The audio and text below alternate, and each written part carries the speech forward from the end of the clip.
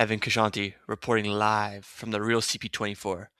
I'm getting multiple reports of record high home prices all across the GTA, whether it's Toronto or in Quebec or even Alberta. Many of you feel as though the Canadian dream that you can possibly live is real. Wrong. The Canadian dream has been destroyed. Prices for homes are so high, I've never seen higher, and they will continue to rise and rise and rise unless somebody can put a stop to these prices. Well, I'll tell you this one thing. My dad moved out of the house before he was 19 years old with enough money to sustain his lifestyle. With all these housing prices so high, maybe I'm destined to live with my parents for eternity. But the real question is, are you ready to do the same thing? First off, I'm going to give you a couple of pieces of information that we have found that further justifies our main claim, and that is that housing affordability has spiked and the Canadian dream is gone. This piece of data argues that this housing crisis, stems primarily from the commodification and financialization of housing, which turns it into a speculative asset rather than a social good or human right. This piece of information, as seen on the screen, includes the Toronto housing prices rising 409% since 1990, while median incomes declined by 3%. This undervalues the specific value of fairness for specific stakeholders, as they need to work harder for an outcome that is actually worse for them, as their income is not being leveled with inflation. It will, on average, take a much longer time for those individuals to save up money compared to those individuals living in the 90s, thus impacting social life and can have a negative long term effect on Gen Z and how they portray life and how they live life as a whole. Another key piece of evidence that advocates for high home prices is shown on the screen right now. This highlights the struggles Gen Z have when finding reasonably priced homes. The prices have skyrocketed, and Gen Z respondents view owning a home as a life milestone that's almost comparable to marriage or even having children. This highlights the emotional and cultural importance of home ownership. Gen Z feels intense pressure to buy a home, even though economic conditions make it far less achievable for them than previous generations. According to the article, Gen Z and millennials are rewriting the rules of homeownership. Roughly half of Gen Z believe home affordability is achievable. However, the other half believe it is not.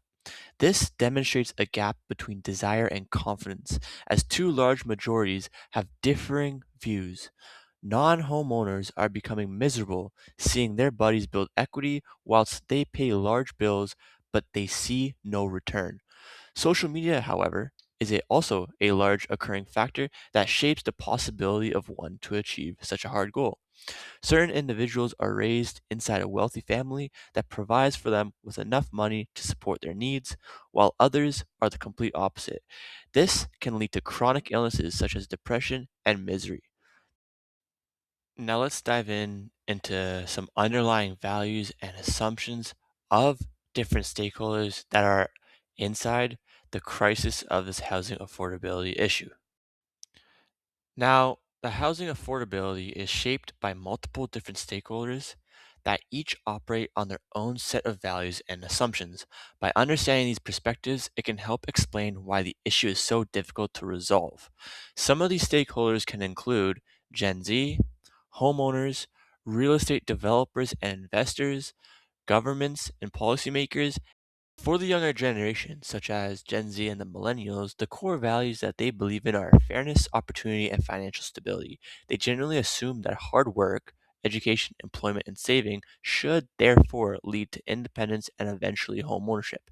But, however, when that pathway is blocked, it can feel like a broken social contract.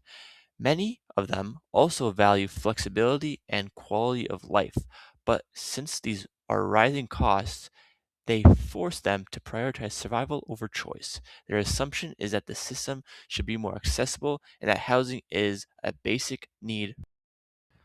Now, already existing homeowners prioritize stability, security, and wealth preservation.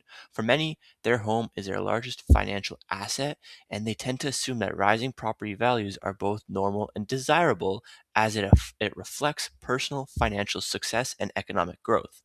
Now, these policies that might reduce housing prices could be perceived as threats to their own investment. So, therefore, they have an underlying belief that they have quote unquote earned their position and that market outcomes are indeed fair. As you can see, there's a conflict regardless on whether or not the prices of homes rise or even fall. There is no common ground. This is a detrimental impact and will continue to be this way until society can find a solution. Otherwise, the possibility of continuous price rising is extremely common. We will be looking at some different techniques of persuasion that we believe were very compelling in our research and how it affected us in a certain kind of way. Throughout our time researching, appeal to emotion, pathos, is clearly the biggest persuasion technique that we as a group experienced. Individually, we want to all move out of our parents' homes and live on our own, but however, that dream is clearly destroyed. After reading all this information, I was emotional due to the understanding of our economy and its trajectory, and it evoked sadness in my life. The other persuasion technique that was very common throughout was the use of data, which was logos, that spiked our emotions.